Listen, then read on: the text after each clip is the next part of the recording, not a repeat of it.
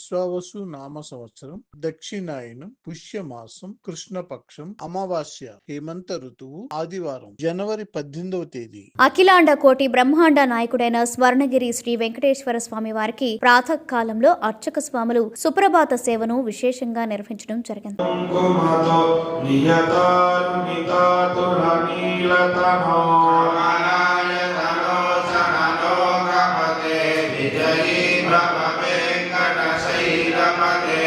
చతుర్ముఖ షణ్ముఖ పంచముఖ ప్రముఖాఖిల దైవత మౌళిమణి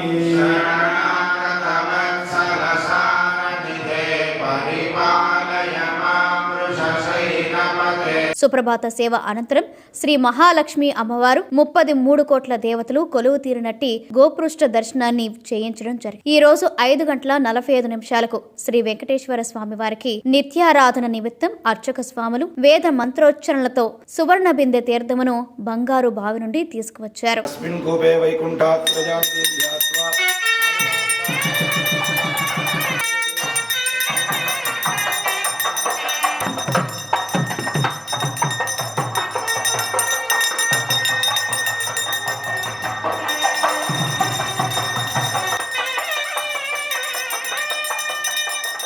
ఉదయం 7 గంటలకు శ్రీ వెంకటేశ్వర స్వామి వారిని మణిమయ శోభిత స్వర్ణాభరణాలతో పరిమళ భరత పుష్ప మాలలతో శోభాయమానంగా అలంకరించి సహస్ర నామార్చన సేవను ఘనంగా నిర్వహించారు.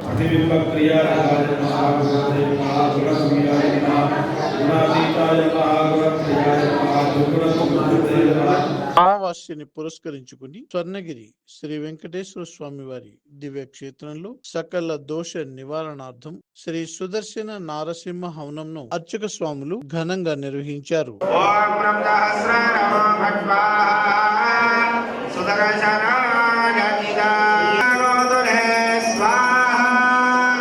ఉదయం 10:30 జగదేక చక్రవర్తి అయిన శ్రీ పద్మావతి గోదాదేవి సమేత శ్రీ వెంకటేశ్వర స్వామి వారికి పట్టు పితాంబరాలు ధరింపచేసి నవరత్న ఖచ్చిత స్వర్ణాభరణాలతో పరిమళ భరత పుష్ప మాలలతో అలంకరించి శ్రీ స్వామివారి నిత్య కళ్యాణ మహోత్సవాన్ని అర్చక స్వాములు అంగరంగ వైభవంగా నిర్వహించారు. భక్తులు శ్రీవారి కళ్యాణ మహోత్సవాన్ని కన్నుల పండుగగా తిలకించారు.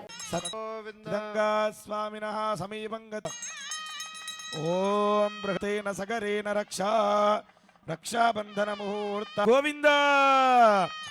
ఓం యజ్ఞోపవీతం పరమం పవిత్రం ప్రజాపతేర్య సహజం పురస్తాత్ ఆజిష్యమ నమోస్తు తథాస్తు కళ్యాణ.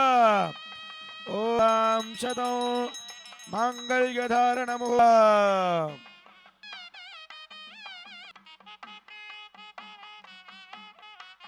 పురోగమై సర్వైశ్చ పూర్వైరాచార్యైః సత్కృతాయాస్తు మంగళం. లక్ష్మీ విద్మహే వాసుదేవాయ ధీమహి తన్నో విష్ణు. ప్రతిరోజు స్వర్ణగిరి దివ్యక్షేత్రంలో అఖిలాండ కోటి బ్రహ్మాండ నాయకుడి అన్నప్రసాద వితరణలో భాగంగా ఈ రోజు సుమారు 5,000 మందికి పైగా భక్తులు నిత్యాన్న ప్రసాదాన్ని స్వీకరించారు.